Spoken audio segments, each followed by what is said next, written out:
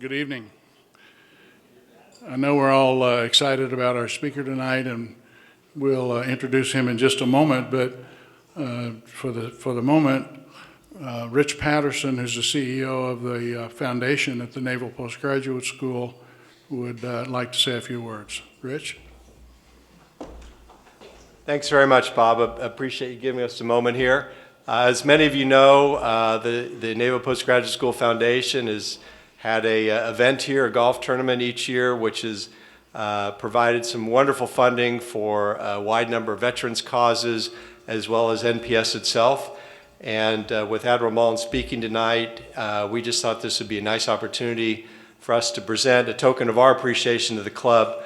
One of the students just graduating from the school arranged to have a flag brought back from overseas with a certificate that identifies where it was flown and a plaque on there expressing the NPS Foundation and NPS's appreciation for the club's partnership and this wonderful event that's raised now in the millions of dollars for veterans causes and NPS. So I want to present it to Bob Axley, and thank you all very much for the opportunity. We have a lot of club members each year that play in it, and so we're very grateful.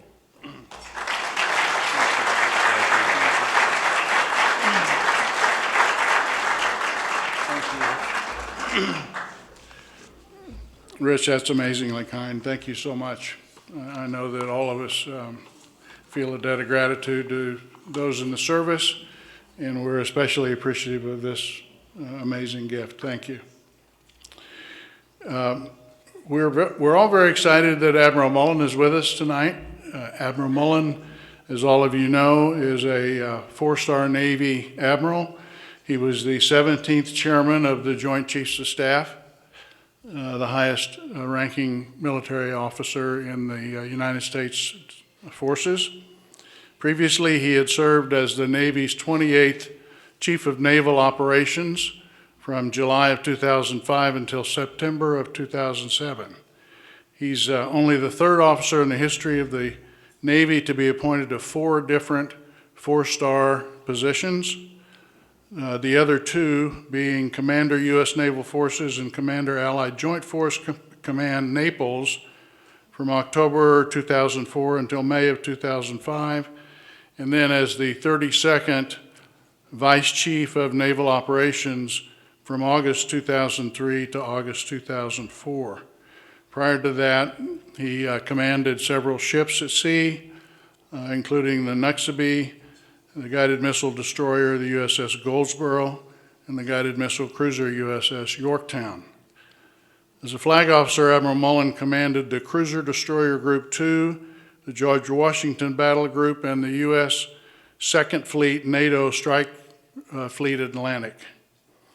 He served also in leadership positions in the Naval Academy and in the Navy's Bureau of Personnel, and also in the Office of Secretary of Defense. As chairman of the Joint Chiefs of Staff, Admiral Mullen was the chief advisor to the President of the United States on military affairs, as well as to the Secretary of Defense, the National Security Council, and the Homeland Security Council. He retired after 42 years of service to this country. He is a visiting professor at Princeton's University Woodrow Wilson School of Public and International Affairs. He's a graduate of, he's a native of Los Angeles and graduated from the Naval Academy in 1968. On a personal note, several years ago, our friend Don Shula, our fellow member Don Shula, mentioned to me and to Michelle that he had been on a USO tour with Admiral Mullen. And so I reached out to Don, told him that I was introducing Admiral Mullen tonight, and Don wrote back, "Marianne and I were honored when Admiral Mike Mullen invited us to join him to visit the troops in Afghanistan and in Iraq. It was a heartwarming experience to meet and speak with the young soldiers who were there defending our freedom, many of them being the ages of our grandchildren. Marianne was a little apprehensive about going into a war zone, but as soon as she saw Bradley Cooper was part of the group, her fear seemed to dissipate. That trip is this is Coach saying this, that trip is one of my fondest memories. The dedication, compassion, and leadership of Admiral Mullen and his troops was inspiring. We are all so lucky to have had him as the chairman of the Joint Chiefs of Staff, and then he sends a personal note to thank you for your leadership. Ladies and gentlemen, would you please welcome with me Admiral Mike Mullen.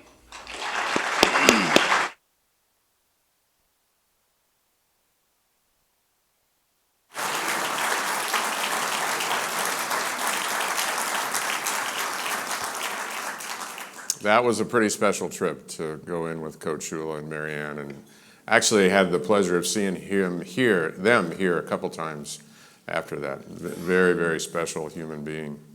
Well, thanks, Bob. Thanks for your leadership, and to all who made this possible. As Bob indicated, I graduated from the Naval Academy in 1968. Before that, actually, I'm here with my wife, Deborah, who I married in 1970, and we're about to have our 50th anniversary this July.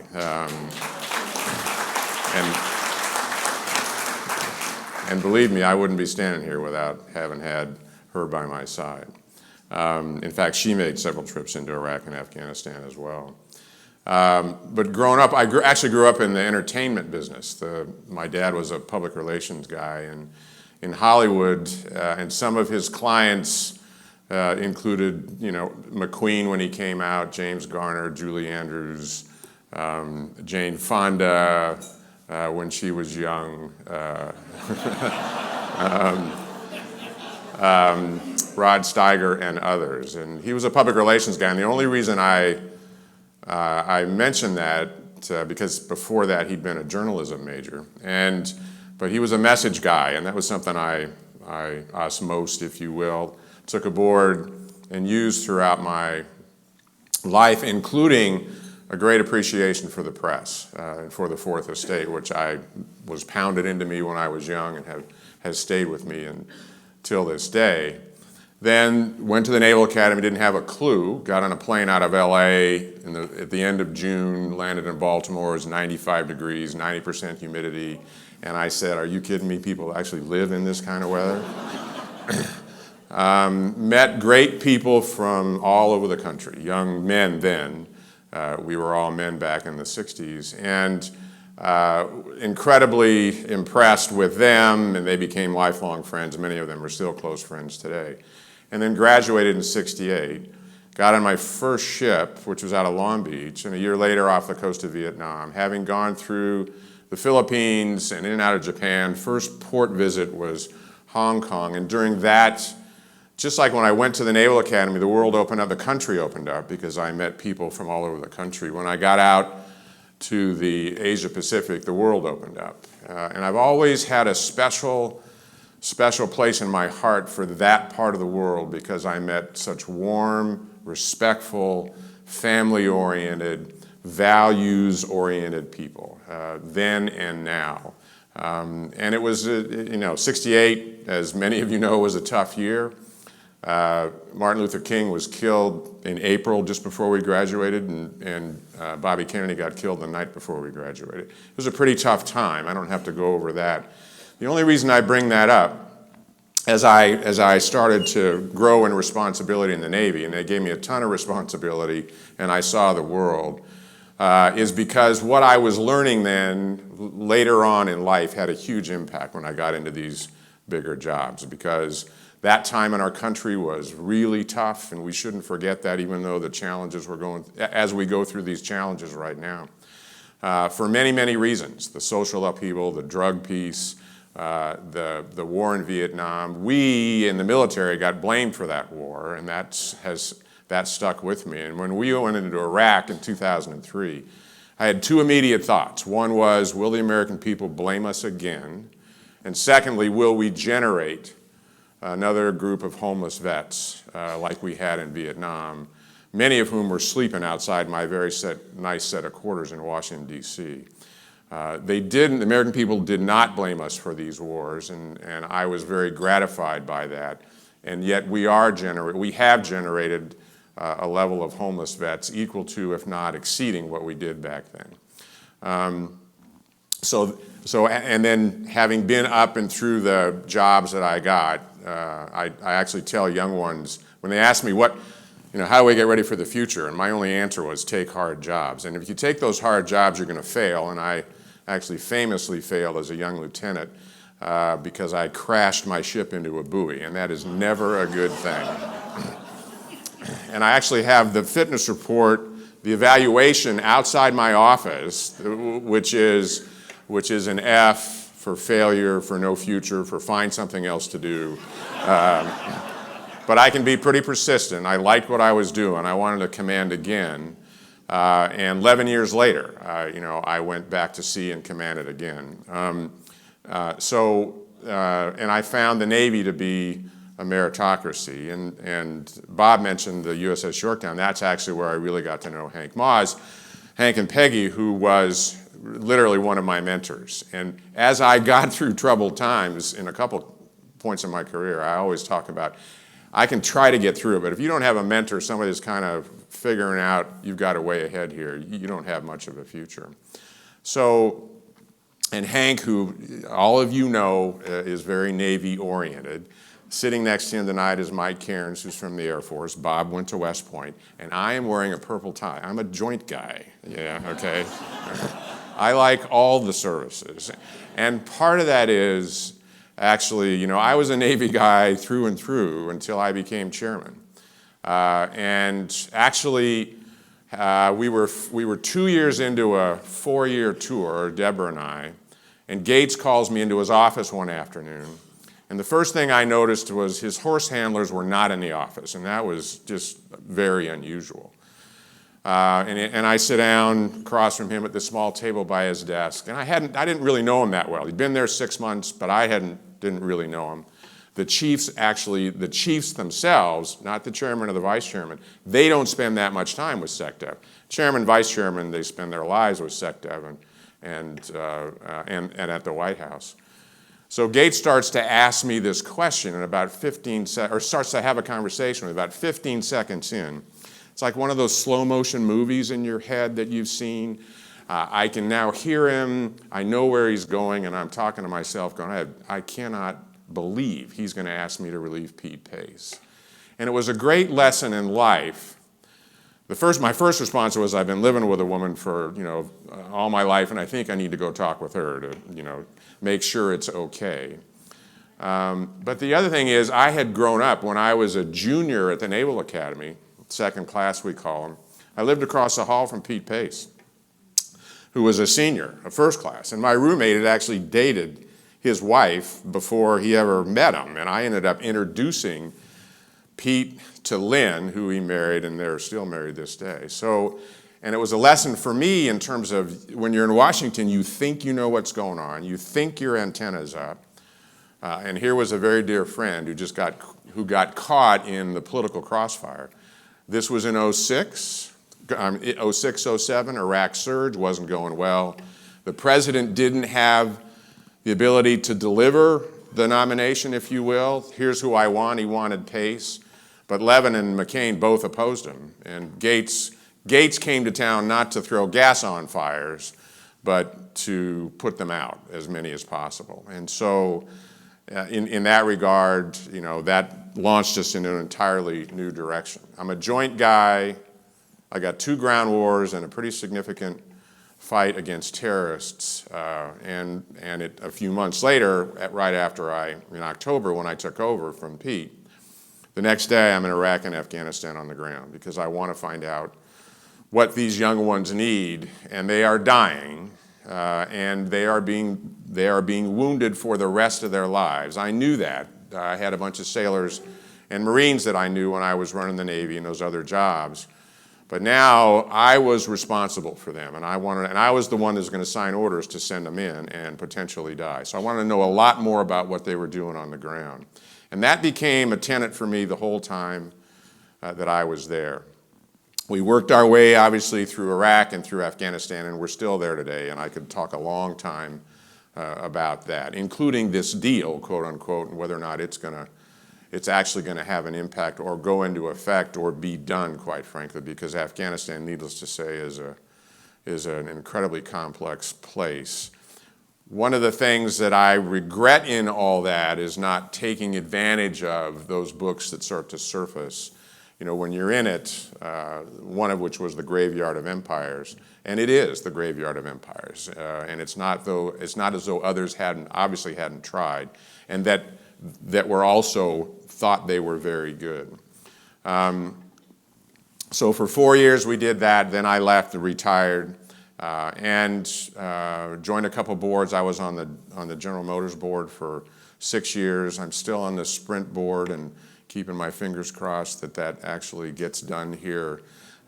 We've been going through that for a couple of years. Joined the philanthropy board of Mike Bloomberg's, who I befriended when he was mayor. I didn't know him before that, and I'm still there. And I did teach at Princeton for 6 years, and actually I just dropped that, and I just started teaching leadership at the Naval Academy to seniors. And seniors are a pretty fun bunch. I taught seniors at Princeton and seniors at the Naval Academy, and these are young ones who are going to save the world, and you should have faith that they believe it, and they are really good, and that somehow all the things that seem wrong at our level, they're going to fix. They're dedicated in doing that.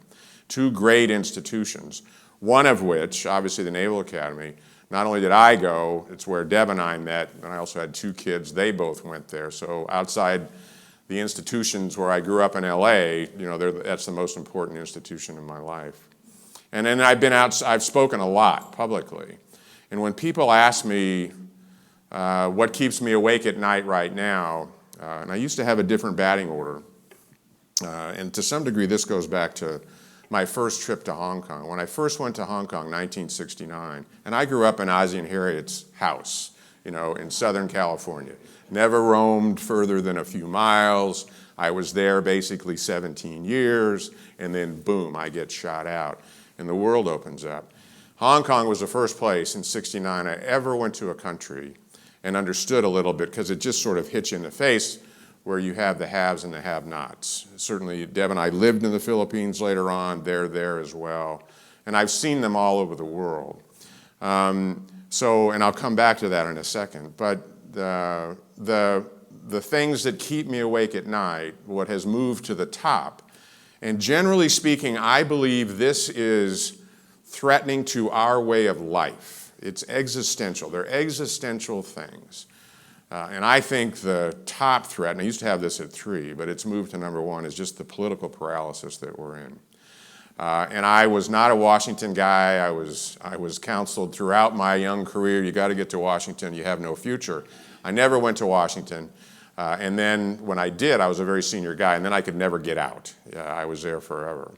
And back to that story about Pete Pace, what I learned as chairman was the brutality of the political process and the crosshairs that you're in.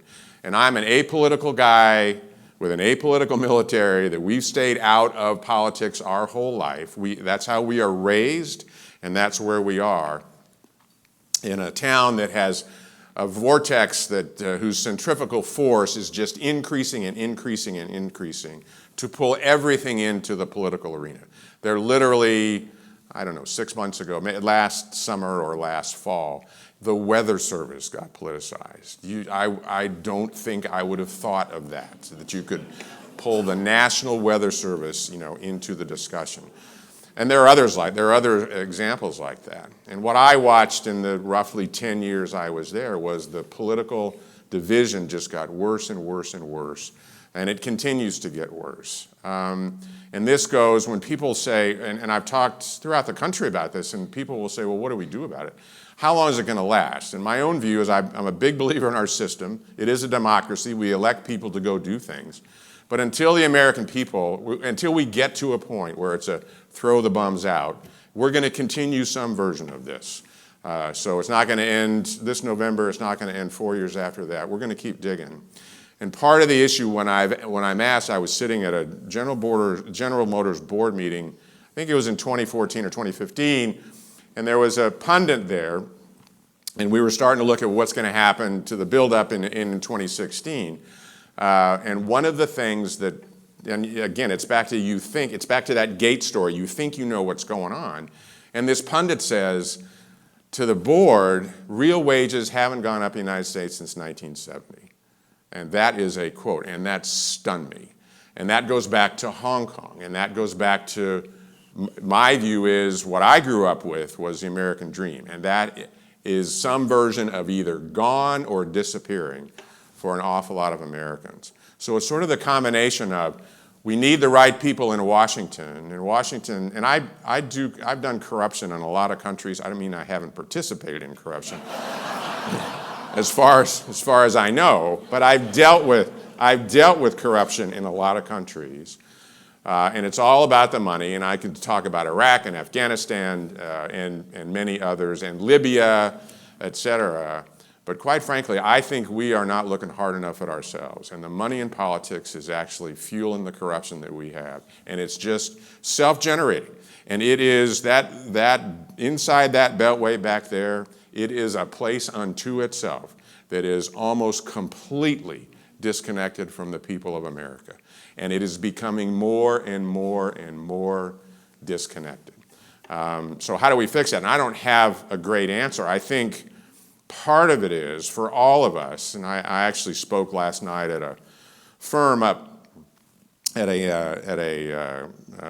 Rob Skinner, who many of you know, at his firm, and you know, I'm the really old person in the room. Skinner is next, and he's significantly younger than I am. And then after that, it was like 21 or 22. But one of the things I told them is, when they ask questions about, well, how do we get at this? They have got to participate. We all have to participate. This is not going to get better by just sitting, watching what's going on and yelling at the TV or talking to each other. We literally have to get off the couch and try to make a difference. All of us do. Otherwise, it's just going to continue, and I think it's going to continue anyway. But I can't, that time in Washington, all the politics, and people say, well, what's it like to be the chairman? Great American story, middle-class kids, Southern California can arise to this position in America. Isn't it a great country? Yes.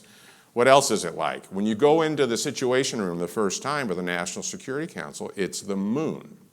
It is not a world I have participated in, and no one has before they have this job. You may have seen it a little bit, but there are 1,000 people in that White House doing politics all day, all night, 24/7, 365, to generate their outcome. They want it, and now they want it. And by the way, they want it, every one of them wants it for 8 years, not for 4 years. So there's always an 8-year plan, even though it's unstated. In terms of every administration, it's been that way. And so I'm the one guy in uniform trying to stay in the middle to give advice, and then whoever the president is makes the decision, and we go off and we execute it. And that's the system that I respect, that served us very well for a couple centuries, and I really, really support that. But I can't overstate the vitriol that is there. You know, I learned a lot in these wars. I learned a lot about hate. You think you know something about hate. I didn't know much about hate, really, till I went to the Balkans in 2004. And I'm looking at Kosovars and Christians who've raised their kids, mostly boys, raised their kids to slit throats at 10 years old. It's why you see 10-year-olds running around with Kalashnikovs in all these countries. And they have a level of hate that I don't understand. The same is true in the Shia and the Sunni world. It's a level of hate in Pakistan, where I spent probably too much time. But when the Pakistanis would catch a terrorist, they call them miscreants. They didn't call them human beings. And it's pretty easy to convert over from when you catch a miscreant who's not a human to put a bullet through their head. And folding that in back here in terms of who we're dealing with and how we deal with them and how we plan and how we strategize is an enormous task, because we just don't think that way. That's not how we're raised. But these are the kinds of wars that we have been in and hopefully will avoid in the future specifically. So the top of the list for me is the political paralysis. And I don't know the way out except the leaders who are fueled by this money from all sides and that Supreme Court decision a few years ago, they don't get it. If you ask any one of them, they think they're delivering for the American people, and that is the problem. You've got a group that thinks it's delivering, and you have no delivery happening, and how do you close that, among other things? And back to the hate piece, I experienced on both the Republican and the Democratic side how much they hate each other politically. They hate each other. And I sometimes will go through the drill of who was patient zero. When was patient zero? I don't know. I'd say late 80s was one time. There's been discussions about the late 80s or Gingrich in 94. But the point is, it started in that time frame, and it's just gotten worse, and I've seen it. And we need leaders who actually are going to cross that divide. And that's tough, because as soon as you do that, as soon as you do something like what Mitt Romney did the other day, you get executed. That's the game right now. That's the game. And believe me, he's going to pay a huge price for that. But he's not the only one. It happens on both sides. So the political paralysis is one. Secondly, I had a reporter, I was walking down the Pentagon corridor in 2010, and a reporter came up to me and said, "What's the number one threat to the country?" And I turned to him and I said, "Our debt." And of course, he expected me to say anything but that, because I'm a military guy. When I said that in 2010, it was $10 trillion. If you've looked at the counter lately, we're at 23, and it's going up. And I have no idea how it's going to get solved. I've had Dave Perdue, who got elected in Georgia on the single issue of solving the debt, and he's a business guy, and some of you may know him. He was there a couple of years, and he called me in, and he was trying to find a way, and it's a complete blank.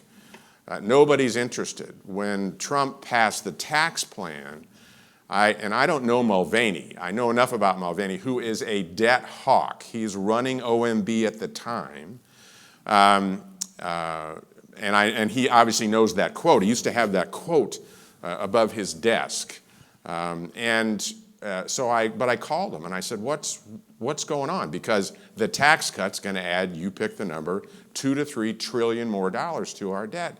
And he said, basically, it's out of control on both sides.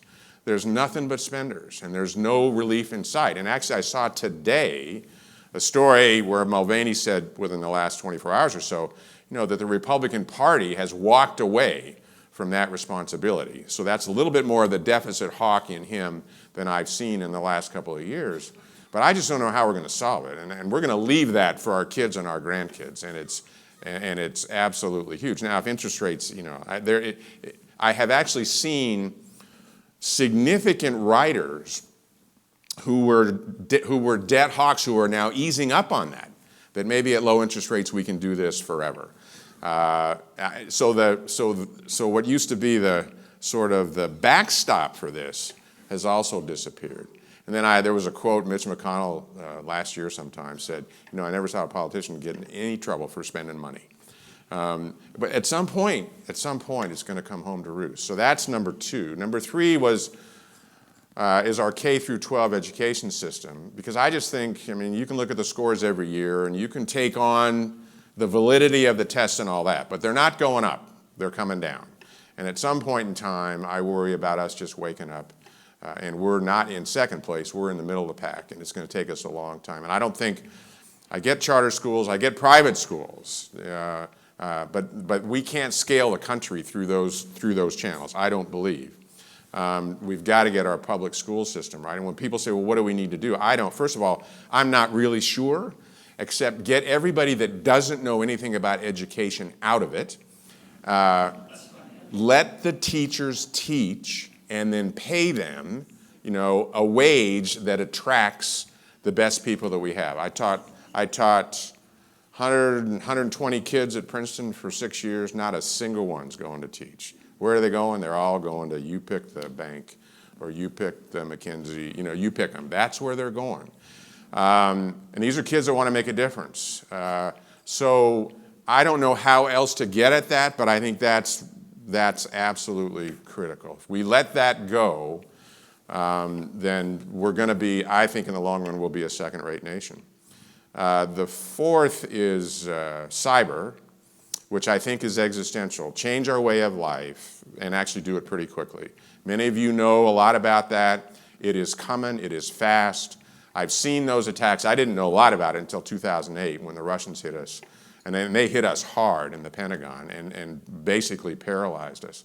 And since that time, there's this big divide between leaders who make the decision on people they hire, on money that they provide, and on policy, who don't know anything about cyber, and the technical experts who know a lot about cyber in an institution but don't know how to connect with the leadership. It's a vexing problem, and that you just have to keep out in front more and more and more. And needless to say, we've had our challenges internationally. And then the last one, and I'll come back to this at the end, but the last one that Deb and I spent a fair amount of time on are vets and families. We just took our passion for troops and families and transported that into the veteran space. And the veteran space is badly broken, and it's been broken for a long time. I don't know exactly how long. Some of you I know work these issues. It's stunning to me that when you're on active duty, you'd have no idea. The only thing you do about veterans when you're on active duty is you make them. You know, they leave the service, but we don't pay any attention to them on active duty after we go. And some of them have a pretty rough time, and in particular, those coming back from these wars have had a real challenge. And I'll come back to that, and it's tied into what Rich and Bob talked about earlier tonight, specifically. So that's kind of, those are the priorities. There are others. I don't know.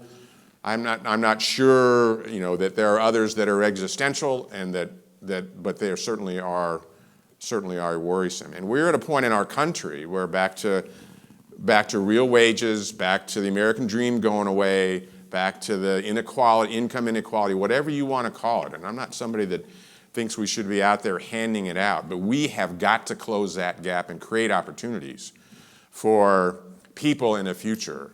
When I got involved in the wars heavily, people will say, when does this end? What's happened in the Middle East is mostly young men. They get to 14 or 15 years old and they have no hope, literally no hope. And they get to a crossroads and they'll make a decision, do I still try or do I put on a suicide vest and go meet the dream? And too many of them have done the latter. They have no hope. How many have lost hope in our own country? And I don't have the answer to that, but certainly more than when I grew up, more than I was aware of. So that's sort of a set of what keeps me awake. Just sort of a quick tour de force, because I want to get to some questions, but around the world. I have thought for a long time, and I still think Putin's the most dangerous guy on the planet. And he wants to get Russia back to as much of Russia as Russia can be. And there are limits there, but we shouldn't underestimate them. Sometimes I'll hear, we'll go through what I call Western metrics. His demographics are terrible. His infrastructure is terrible. His economy is terrible, except when energy is flying. And therefore, he's got no future. This guy is going to be around and run that country until he can't breathe. Has nothing to do with how long he's president. And he hates us. He hates NATO. He hates Europe. And he will do that as long as he possibly can. And he's a hero there. I don't know what his popularity is lately, but in recent years, it's been 75, 80% because he pulled him out of the fire back in 2000. So I still, and he's coming after us. I think the most important relationship in the 21st century is a relationship between the United States and China. And that's back to sort of what's the biggest threat, which is our debt. I'm an economy-driven guy. I think, and my experience is, from a military standpoint, when economies are thriving, it's much more stable in that part of the world. Therefore, I'm not doing the work. And when it's going in the other direction, it's not good. So how do we make these two economies work together? Not become best friends, But we have a guy who also, by the way, will run that country until he can't breathe, King Xi, as he was just crowned, at the last Congress, who basically has a view of the world that it is authoritarian, and that's what's going to work. He's got some huge internal challenges, obviously, for the billion people that are there, billion plus. But he is, and China is still learning what it means to be a global power. Yes, they're a global power, mostly because they're out there economically, and they're trying to figure out how to fit in the other pieces to make it work. And I think we've given them way too much runway. We gave Putin way too much runway. My learning in the jobs I've had is these are dictators. They understand one thing. With Putin, you want to play Russian roulette. You put 6 rounds in you put a round in each chamber, you cock it, you put it to his head, and then he's going to say, I guess you're serious, so we'll have a conversation. That's how they operate, and they operate that way all over the world. So we have to operate, particularly with these individuals, from a position of strength. And the economy is obviously a significant part of that. And I don't think, and the world is getting smaller, and I don't think we can just walk away. We are tired of war. We have been deployed a lot, I know that. But this isn't 1947 or 77 or 97. We can't just come home and isolate. And I think the more we isolate, the faster we isolate, the more likely it will go south globally for us. And we're at a time right now where I've got friends around the world that have no clue what we're doing, that don't know what values we stand for anymore, that are now out there on their own, more so than they ever expected because of the lack of engagement, if you will. So those two, North Korea is still a problem. For the record, there's been nothing that's happened with respect to nuclear weapons. I've feared that peninsula breaking out massively faster than anywhere in the world for several decades. It's still there, and the 34-year-old that's running the place, and Colin Powell and I disagree on this strongly because Colin doesn't think he'll ever use the weapons. I am not willing to take that risk. He is a wacko, and that is his ticket to the dance. So we have to figure out a way to make sure that never happens. And I think the path, actually, to do that is through China, because China controls his economy. And it gets controlled on that border, and they can open it and shut it. And Xi Jinping and Kim Jong-un are not buddies at all. They can hardly stand to be around each other. But someone said to me years ago, 15 or 20 years ago, about North Korea and China and the relationship is, there are not many communist countries left. And they're not going to walk away from each other, whether they like each other or not, and that certainly has been the case there. We almost went to war with Iran a month ago. We were on a path, since we walked away from that, from the nuclear deal and started the maximum pressure peace, where there was more and more action that was narrowing the flexibility and there was no way out. And I supported, in the end, I supported what the president did, killing Soleimani, because he was a military commander on the ground in Iraq, really bad guy, planning, and I've confirmed that, planning additional attacks on the U.S. Big step, high risk, and the president actually made a decision and got away with the risk, per se, because the Iranians backed down. But we were pretty close at that point. And all our adult lives has been about Iran and the U.S. since 1979. And if we don't get this right, it's going to be another 40 or 50 years. And the irony of sort of the countries that I focus on is it's the same group. We've been talking about these countries my whole adult life. And is there a better way? Is there a way to create opportunities where we can sort of turn that in a different direction? I never thought I'd be standing here talking to you about Europe. 4 or 5 years ago, I was sort of in a position where Europe can kind of take care of itself, but look what's happened. Look what happened with the decision, and this is my view, of not helping the Syrian people. the decision to walk away, and then the political winds that may have blown anyway, although I would like to have had the opportunity to experience it a different way, meaning that when you have several million refugees, when you have 500, 600,000 people, that's what who've been killed. That's what the United States actually stands for. So at the end of all these other wars, that becomes that much more difficult. I understand, or towards the end of the other wars. But that beget, among other things, this refugee crisis in Europe, the incredible change in the political positions there, and in the end it knocked England out of the EU, just as an example. When I taught at Princeton and as I teach at the Naval Academy, I asked the kids to put together a framework of values and principles and beliefs for them. And we work our way through that exercises. I have believed for a long time in this world, which is pretty confused and pretty tough, that we need to stay aligned with nations of the same values that we have. There may be others that we can align with, but that alignment has served us well for 70 plus years since World War II. And the values are significant. And I talk about all this, I don't even mention Latin America. I don't even mention Africa, because we ignore those continents forever. We have a rich history in Latin America that sometimes we deny. It baffles me no end why we can't figure out how to create an economic juggernaut, from the bottom of South America to the top of Canada, and then all the things that would be tied to that. But we don't do it. We look east-west. We don't look north-south very well at all. And I've dealt with Africa enough to know it's coming.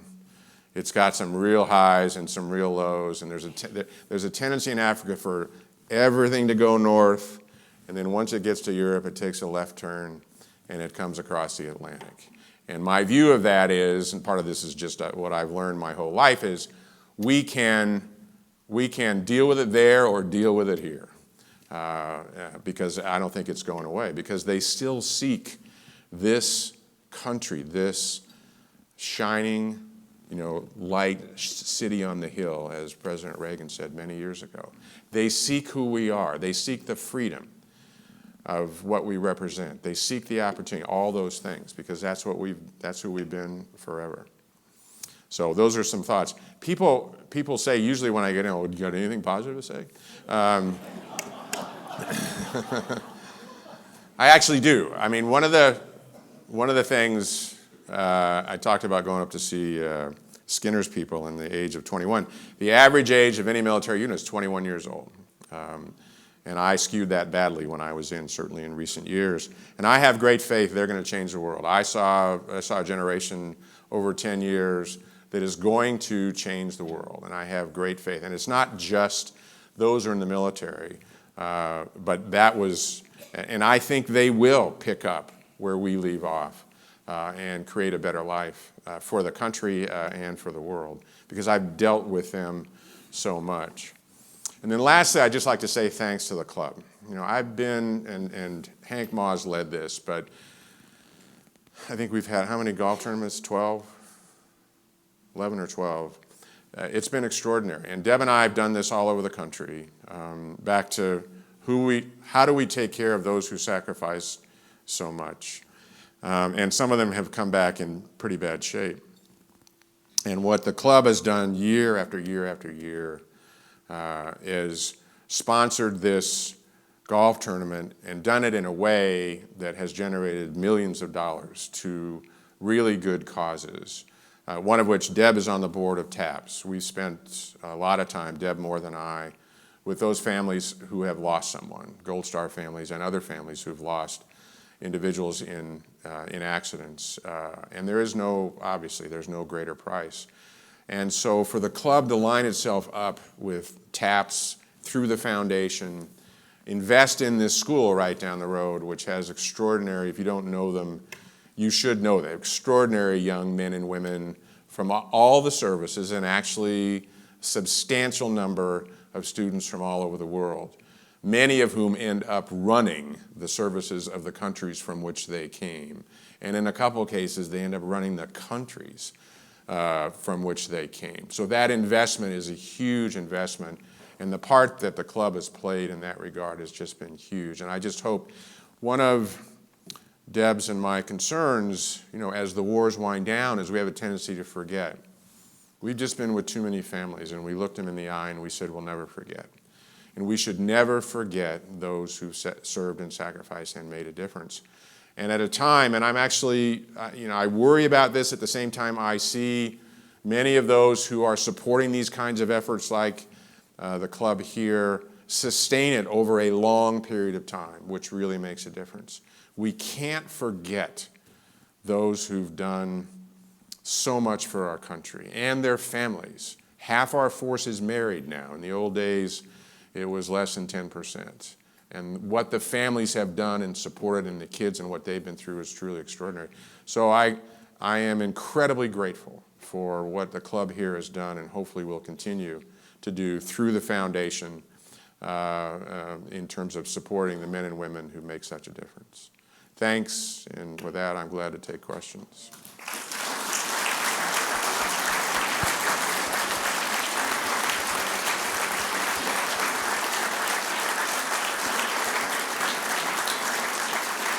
Thanks, Michelle.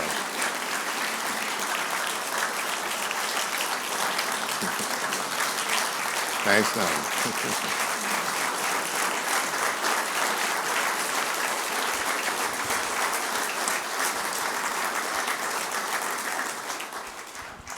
We have some microphones going around for questions. Please wait for the microphone before you begin speaking. I have a two-part question. Sure. My associate did 32 years in the Navy. He's an orthopedic surgeon. And the question is, one of our issues locally is the naval postgraduate. The internet was developed at the naval postgraduate by Gary Kildall, who made DOS, started that. We're worried about losing that. The man who's running it is, last name is Wiley, and he's worried about losing the funding and moving the naval postgraduate out of our area. The second part of my question is, would you tell us a little bit about... I'll answer the first part. That'd be over my dead body. Okay.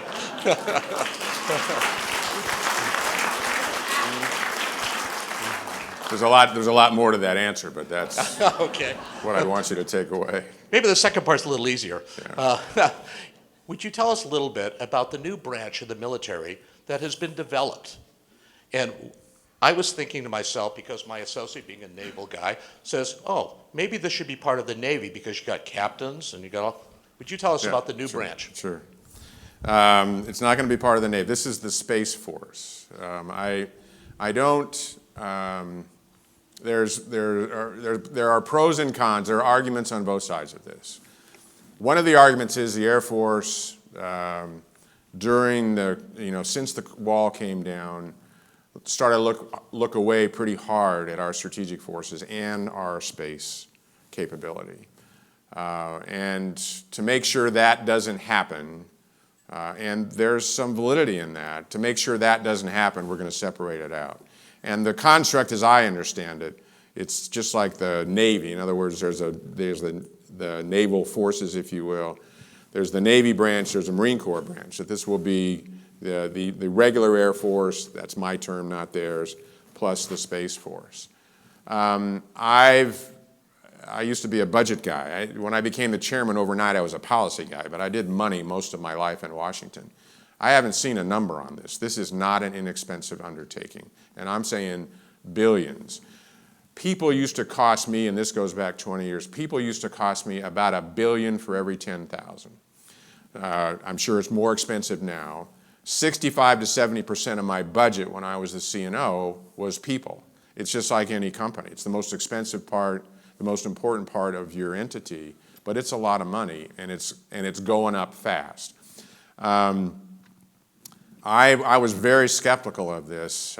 Jim Ellis, who is a dear friend and used to retired Navy four-star, who actually has joined a council, an advisory council here to the foundation at NPS, and was Stratcom in his last job. So he had the job in Omaha. And I asked him what he was thinking, and he's on the president's or the vice president's council, and he said he's coming around on it. We didn't talk about it at great length, but I got a lot of time for Ellis, and if he's coming, then I'm going to give it a better look. I worry about us fighting the last war. That's not just a cliche. We have a tendency to do it. Usually we'll start a war behind, and then we'll catch up and we'll get ahead. So there's something to be said about that. And I worry about us just buying, the budget's up, but I know enough about the services is when the budget goes up, we buy more ships, more airplanes, more troops, ground troops. That's who we are. We need to make sure we get this right. Just like cyber, the space domain is going to be a warfighting domain. The chief of the Air Force would argue, who's a terrific guy, Dave Goldfein, the current chief of staff, he would argue that he will take the Air Force, he will take the requirements of space, put that inside the Air Force and fight in that domain. And they're very good in that regard right now. So I don't know how this comes out. I just don't know. I'm not inside enough to say, I don't know how deeply down it's gotten, how much money has been put behind it, so whether it will be sustained or not. Well, I have a very simple question for you, sir. Based on everything you said about Washington, what will it take for us to convince you to run to be the president of this country? Thank you. Actually, I live with a woman that can answer that question better than I. It is, some of you may know, I'm tied to Bloomberg, and he almost ran as a third-party guy in 2016. And I got pretty close to that. He was actually vetting me for his number 2 slot. I thought he was vetting 4 or 5 people. It turns out it was only me. And I've talked to individuals. I had a long conversation with Colin Powell about this, but it is so not us. It is not our value system. And for me, or anybody, quite frankly, I would have to trade so much of what I grew up with to do that I'm not sure I could. I think, I talked about the things that keep me awake. The most important thing this country needs, actually the world needs right now, is leadership. They need leaders. I don't care. The political system in country A, B, or C in our own, there's a balancing factor there. But we need leaders that can take our country forward. It is one thing that obviously I feel strongly about, I know a little bit about, but and one of the things I learned in 2016, it's not about, because I was in the presence of 2 presidents a lot, and I watched the job, which is an impossible job, by the way. I watched it done, different styles and all that, but both dedicated to the country and wanted it to come out well. It isn't about the job, it is about the gauntlet. And you saw some of the gauntlet last night. And these parties have locked up who can play and who can't play for 30 years. They've been passing the rules to say you need this much, and it is tough to break into, not impossible. And that's one of the things, that I give Trump a lot of credit for. He obviously upended the whole thing.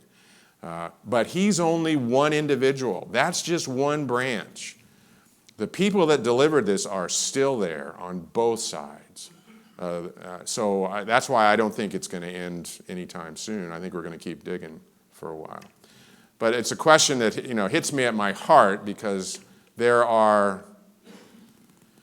a desperate need for leaders,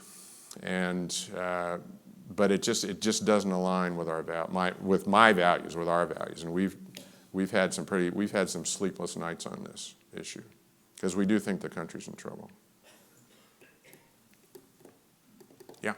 Would you say something more about the Space Force and hypersonic missiles and the future of warfare? In other words, it's not even understandable. It's not the same as putting a man on the moon. It's all about the future of warfare. And this may be a better way to spend our dollars than on carriers. We don't know, but would you say something about that? Yeah, I think that's a great question. In fact, hypersonics are not new. 10 years ago, maybe 15 years ago, we started bringing these things up as possibilities. And there are huge challenges in hypersonics because of it's minutes. And would you then unleash the nukes coming the other way? That becomes the essence of that challenge. But we think it's going to be more and more a part of the future, and we're going to have to figure out how to deconflict that down the road. I would have thought, and I worry about this, I actually negotiated the New START treaty with my Russian counterpart in 2010. It's about to expire. I thought we sort of had these weapons of mass destruction. The most lethal weapons have ever been put on. I thought we sort of had them. They're still out there, but sort of to a point where we just wouldn't use it. I've used them. I've heard Putin talk about using them. I've heard the ambassador to Denmark like 4 years ago said, we might use them. So these weapons that are the most devastating ever put on Earth are not as far off the table as I would like. And I think the New START treaty, which has a 5-year extension starting next year, for me, it's a no-brainer just to extend it and then figure out where we're going to go after that. But I worry about the administration walking away from that and the freedom that then creates. And believe me, if I didn't make it clear, I'm not a fan of Russia or Putin. But we should be reminded that we're the ones in 2003 that walked away from ABM sort of overnight. We forget that stuff. They don't forget that, ever. So I'm hugely concerned about those weapons and how do we contain them, down the road. And hypersonics, while it's not nuclear, is in that mix because of the speed and the inability to decipher. I think we can probably at some time figure that out. But they're coming. And I think the leadership in the Pentagon, the military leadership in particular, has to start making decisions where they say they're going to sacrifice their oldest child, an aircraft carrier, for the way war is going to be fought in the future, which isn't going to be about carriers. It's going to be about cyber. It's going to be about electromagnetic weapons. It's going to be about hypersonics. It's going to be these gray zones that create the gray wars, gray zones that you hear about, that create uncertainty associated with that, I think anyway. But, and I'm a Navy guy, and I mean, getting the Navy to give up carriers that's a huge piece. That's a huge piece. Changing that, I honestly believe that almost has to be a civilian leader coming and says, boom, here we go. We're not going to have a debate about it. This is what we're going to do, and the Navy will fight it. And the Navy's not, the Army will fight. So what do we, the Army right now, it's more tanks. I don't need more tanks. I got a lot of tanks. How am I going to do this in the future? The Air Force, more F-16s. I don't think so, or F-35s. So that's kind of where we are. And one of the things we're trying to do over at the PG School is invest in, and we're looking for partners. I'll be shameless about this. We're looking for partners to do this, but to invest in the research and development that gets at these critical systems for the future. It's AI, it's hypersonics, it's autonomy, it's cyber, those kinds of things. Because I think those will be the discriminators down the road. And I can tell you for a fact, China is into that stuff right up to here. Yes, ma'am. From a military standpoint, could you try to explain when President Obama was talking to the Russians and he said he'd have more latitude after the elections to do something, do you have any idea what he was talking about? No. No, I tried. I may have. I think I had a little more context at the time. I just can't remember. But believe me, I stay out of those conversations. That's the political stuff that they're all trying to pull off all the time. In fact, Deb said to me, I was down here talking to somebody ahead of time, and she goes, "Are you in a hot mic right now?" I said, "I don't think so." My friend with the machine back there said he'd mute it, so I hope I wasn't talking publicly. It was obviously, a moment that I think he regretted. But I don't know, I can't remember specifically. But it wasn't I don't remember it as a change the world issue kind of thing. Yeah. Back to your earlier comment about your respect for the Fourth Estate. Yeah. If I could perhaps maybe just challenge that a bit. In my opinion, I think the largest problem the country's facing right now is the media. And I say that not lightly, actually as a father who has a daughter who's the CEO of a rather high-profile media company. You know, the media now, I think with the advent of 24/7 cable news has changed everything. We used to have a media that modulated extremes. Now we have a media that has a business model that is built on fomenting extremes and building division and rage. And I think that's a difficult thing as a country because it really has changed the political landscape and it's changed the social landscape. And what are your thoughts on how we change that? So I think we as a country without a free press, we are in peril. I don't disagree with the media in terms of the challenges that it faced. Back to one of the reasons I raised that issue early is because I chose as chairman to interact with the media regularly because I got tens of thousands of young ones deployed, and it goes back to Vietnam and the scars, and I wanted America to see their faces and to know the facts. And I wanted America to say, as they watched us go to Dover, or they'd watch us in Section 60 at these funerals, I wanted America to see that and see the faces of the 21-year-old widow with 2 kids, and then say, this is okay, or it's not okay. To me, that's the system that we have. Pentagon Press Corps is generally regarded as the best in Washington. That's just not my view. That has been for a while. So I engage them regularly, and it's a two-way street. They want a story, I want a message, and I did it all the time to try to have an impact. And most of the time I got it right. There were times when I didn't. I did the same thing in Testimony on the Hill, quite frankly. Others have chosen to do it a different way, and that's fine. In my interaction with the media, though, I would run into reporters who they will have changed from one organization to another. And essentially the message, so this is 2007, essentially the message was just going from one burning house to another, as they're trying to figure out how to deal with the social media piece of this and everything that was coming from that. And I'm beyond that. We can whine about social media all we want to. It is not going away. We're going to have to figure out how to make the responsible social media survive and make the other stuff go away. And I think in the system overall, that takes time, but I have some hopes. But I think we get to a point where, back to my upbringing in the business, I thought the worst statement I heard when Trump was running was from Moonves at CBS. And he goes, well, Trump may not be good for the country, but he's great for CBS.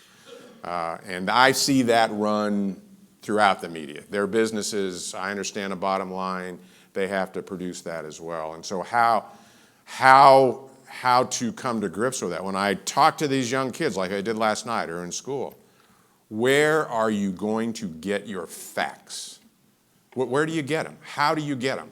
If I'm making a big decision, the more senior I got, the more I tried to have diverse views in the room so I could at least listen to what the possibilities are and then make a decision on which way to go. It's pretty confusing time, particularly when they self-edit everything and send it to each other, is what's true and what isn't. In fact, one young kid last night who's an intern up at Skinner's Place said, and I hadn't heard the term before, and maybe you have, we're living in a post-truth era, which is pretty scary. That's pretty scary.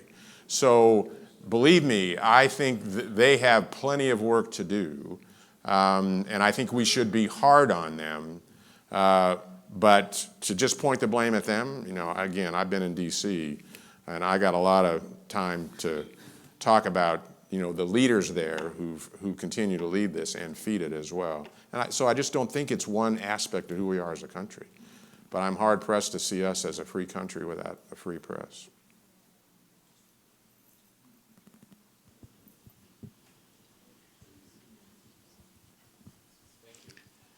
Thank you for your comments.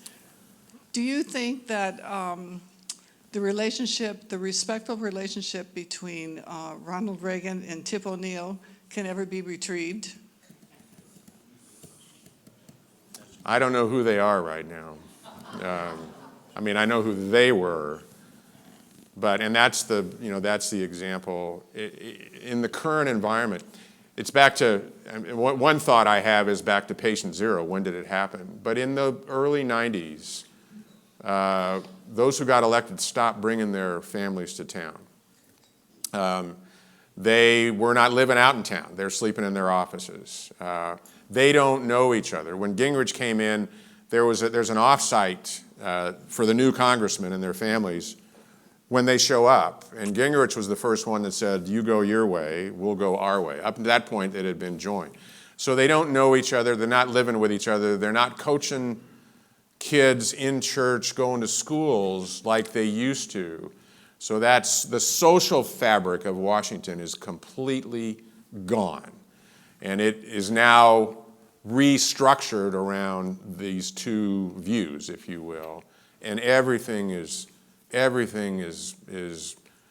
characterized that way. And I do have friends that say, well, you don't know how bad it was when John Adams was president. You're right, I don't. All I can say is that in my lifetime, and certainly more in recent years than when I was younger, because when I was younger I wasn't paying that much attention, even though we were having tough times, I've just never seen it worse. And I lived in it from 9/11 on, pretty much, 9/11 on, and just watched it go this way. And then I've tried to just create some regressive view back a little bit to see how did this happen. So I'm not pointing the finger, but I think both sides have a lot to do with this, quite frankly.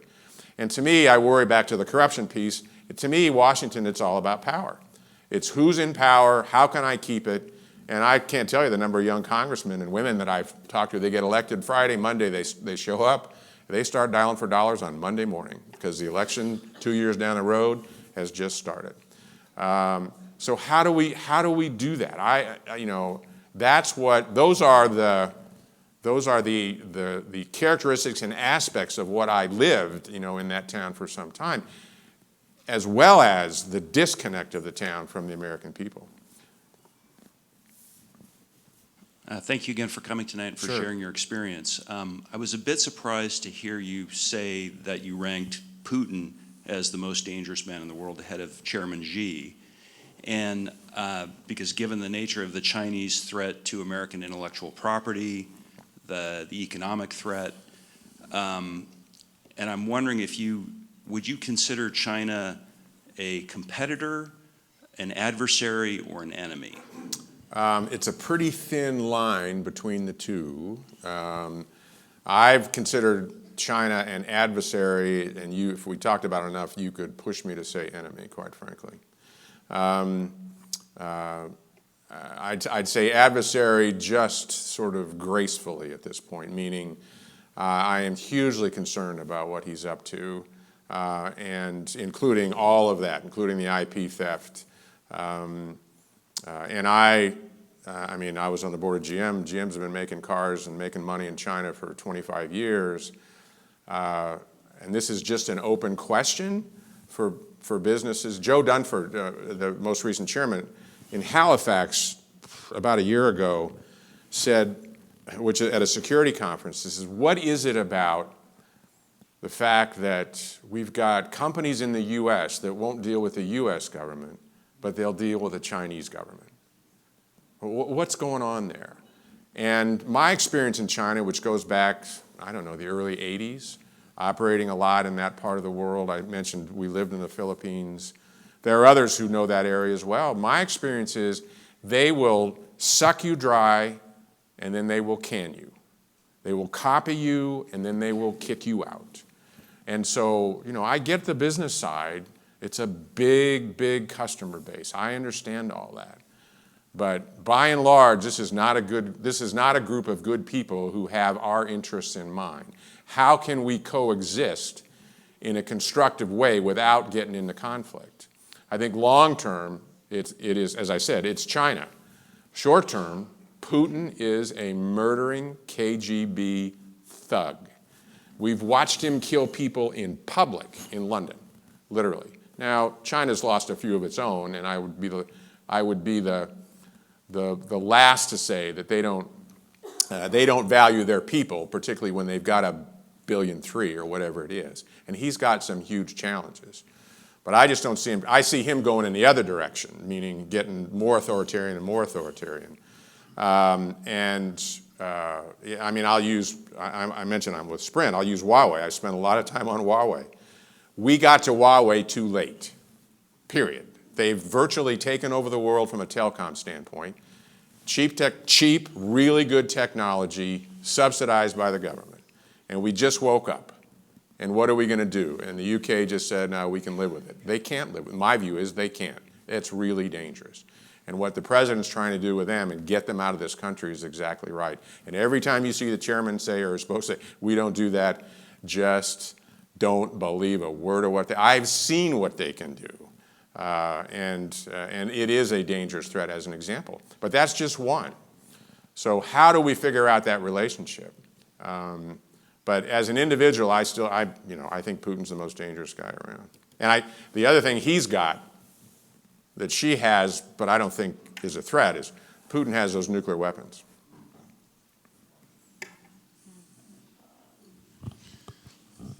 Hi. Thank you. It's been really interesting. Sure. Question, given that you've espoused the idea that we're living in a post-truth world, and if you look at the branches of government and you say, well, where would harmony, where would the fabric be rebuilt from, to use your expression? If you look at the press, is there some way that the press could be motivated to figure out what the truth is and try to spread that? It's hard to see how that's in their economic short-term interest.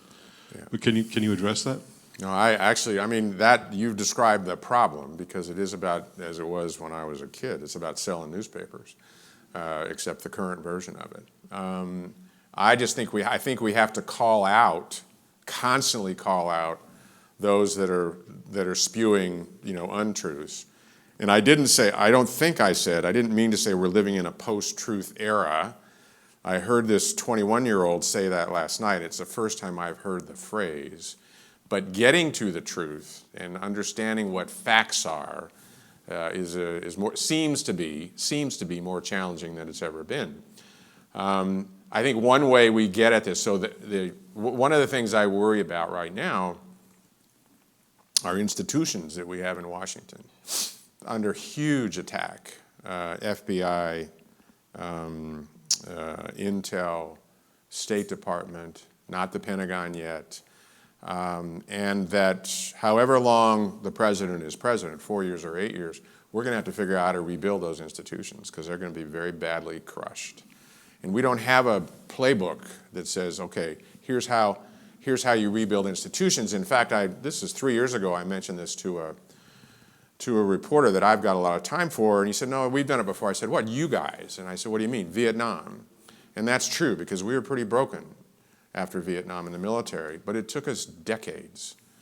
We don't have decades with the way the world's moving right now. And at the heart of that, what I want people to start thinking about is, tell me how the people are doing in those institutions. So am I recruiting people? Are the young ones staying in the State Department? Are mid-grade staying there? And right now it's the opposite. It's hard. The line, which has been out the door for all those institutions since 9/11, is drying up. And I think we're going to have to fix that. I'm not absolving these institutions. I think, for instance, Comey is a great example, and it gets back to this political piece. Comey when you get out of your lane in Washington and you get into the political lane, it will destroy you. It will destroy anybody. And Comey got out of his lane and he got destroyed. And others have as well. So I'm not saying they're all innocent. The leadership in some of those is innocent. But those institutions, I'm not willing to throw them over the side. They've just served us for too long in so many ways. And I thought in the impeachment trial that you saw, I think it was a trial, I take it back, in the House. But you saw those public servants. I mean, they're extraordinary men and women who've served for a long, long time. Otherwise, people you wouldn't even know the names of. Those organizations and institutions are loaded with those, and many of them are leaving right now. So, you know, I do have a concern for how do we rebuild those, you know, in a way that is right for the future specifically. And I think the press is going to have to do that as well. One of the things that I think we have to keep saying is how wrong they get it. But not just say it, show them, you know, how wrong they are and stay on them on that. I don't know any other way to get at it. First, let me just say thanks. I think everybody will agree that this has been beyond enlightening tonight. Thank you. You said that we don't need more F-16s, we don't need more super carriers, and I agree with that, but there's a lot of focus on that. There's focus on hypersonics, there's focus on nukes, and rightfully so.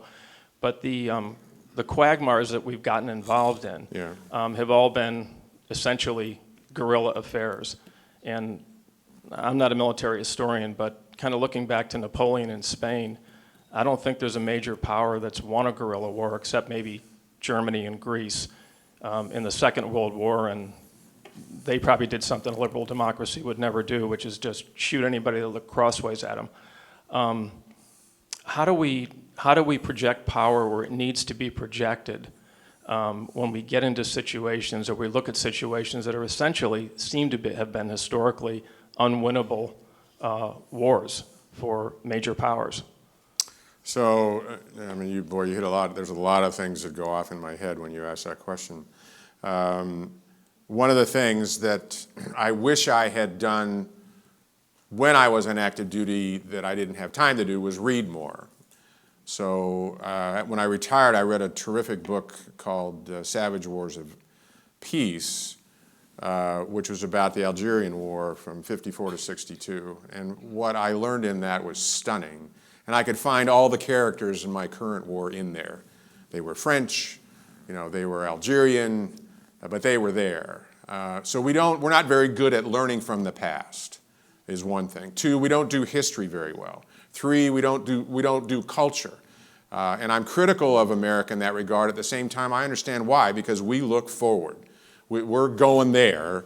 If I'm in the Balkans or if I'm in Seoul and I want to talk a little bit about what's going on, well, they say if you're in the Balkans, they say you want to start in 1300, and in Seoul they say it's let's talk about 1600, you know, when the Japanese first landed here, right where I was having lunch with the guy. We don't do that very well.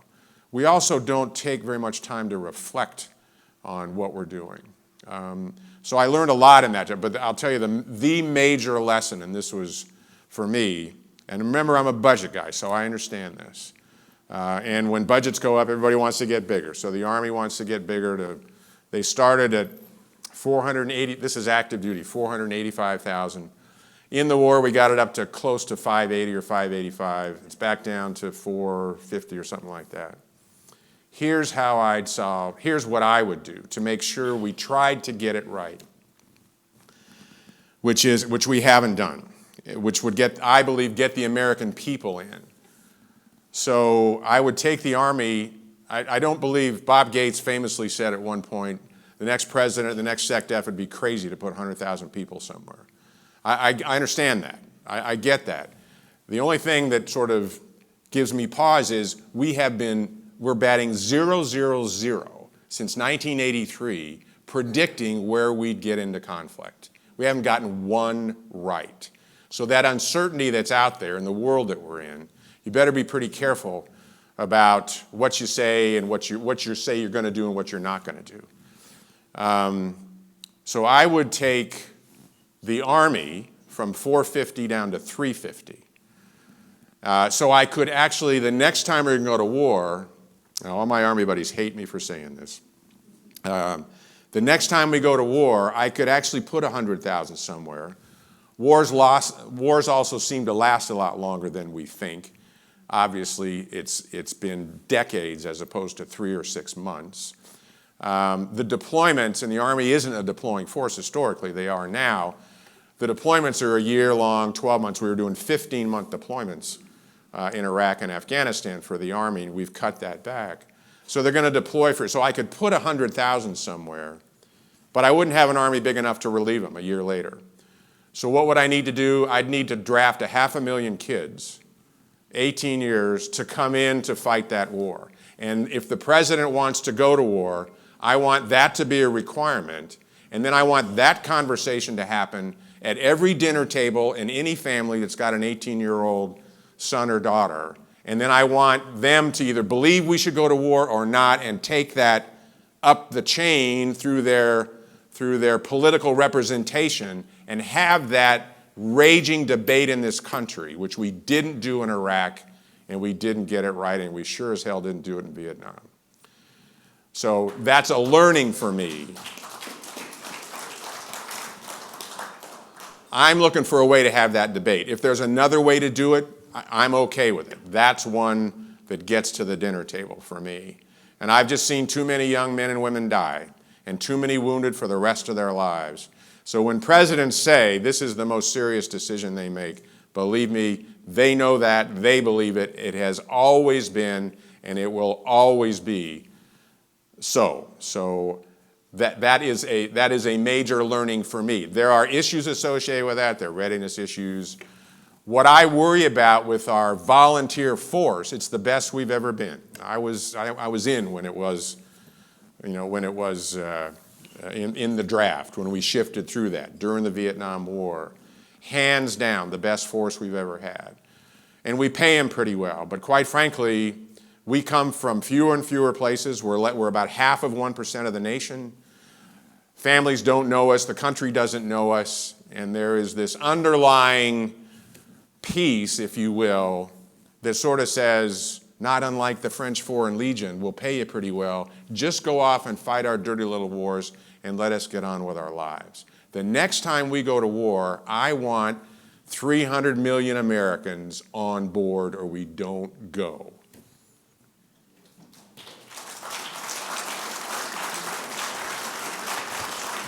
Take one more question, Admiral? Certainly.